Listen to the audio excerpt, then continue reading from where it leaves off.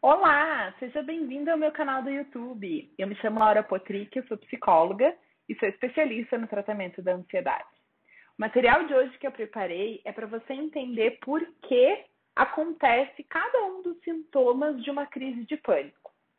Mas antes disso, antes de você continuar esse vídeo, é importante que você entenda que nenhum dos sintomas de pânico, e principalmente que a ansiedade não é perigosa. Então, ninguém morre por causa da ansiedade, ninguém sofre de uma crise de ansiedade e morre por causa dessa crise. O que acontece, os casos mais graves que a gente conhece, são porque as pessoas deixam de tratar, não fazem um acompanhamento para resolver os seus problemas com a ansiedade, com as crises de pânico e tudo que isso desenrola, né? E aí acaba desenvolvendo aí um monte de outras doenças, como gastrointestinais, doenças cardíacas, doenças respiratórias, enfim. Então, todos os sintomas da ansiedade, eles estão relacionados a mecanismos que nós, como espécie humana, desenvolvemos ao longo de milhares de anos.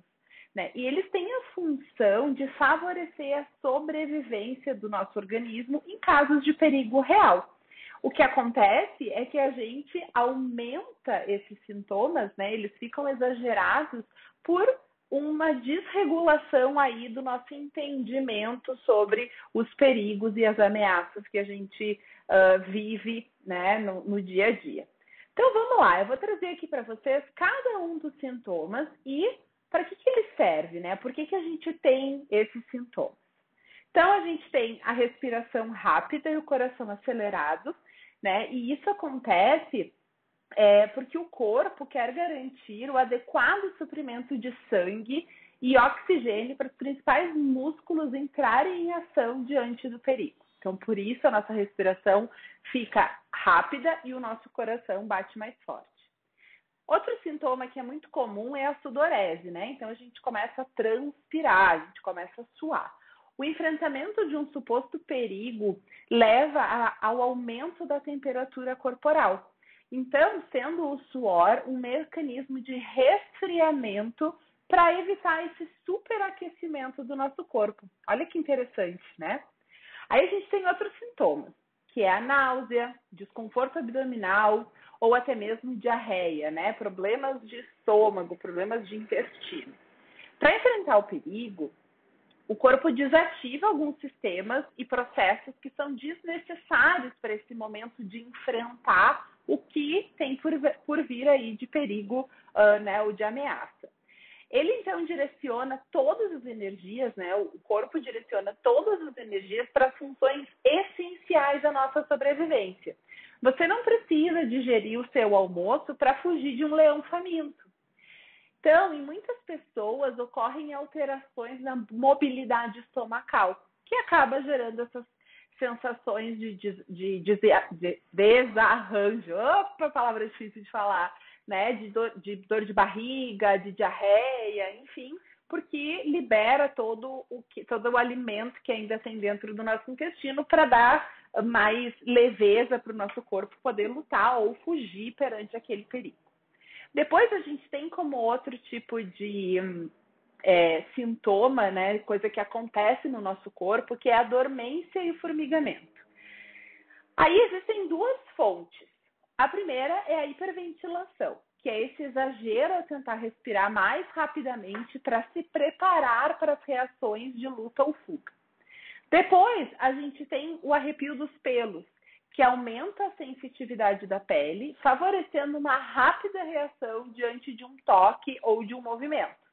Nas situações em que o organismo está diante de ameaças reais e de ameaças de sobrevivência, né? Então, quando isso é uma ameaça real, a gente realmente precisa lutar ou fugir. Contudo, essa reação dos folículos capilares pode causar uma sensação estranha na pele. Né? Então, veja que interessante, a gente, na verdade, está tendo um aumento de sensibilidade da pele que gera essa dormência e esse formigamento. Outro sintoma muito comumente relatado em relação a uma crise de pânico é a tontura. Então, o que que acontece? Por que que a gente fica tonto? Porque durante a hiperventilação, certas áreas do corpo recebem aporte de oxigênio, mais aporte de oxigênio do que outras áreas do nosso corpo. E o cérebro é uma das áreas que recebe menos oxigênio. Então, essa reação inofensiva e transitória pode causar tonturas, distúrbios visuais, sensações de desrealização, tudo porque vem menos oxigênio para o nosso cérebro, porque a gente está respirando errado. Por isso a importância do exercício de respiração diafragmática. Depois a gente tem como outro sintoma aquele aperto ou dor no peito, né? Aqui muitas vezes é o que começa a ser os primeiros sintomas percebidos por muitas pessoas.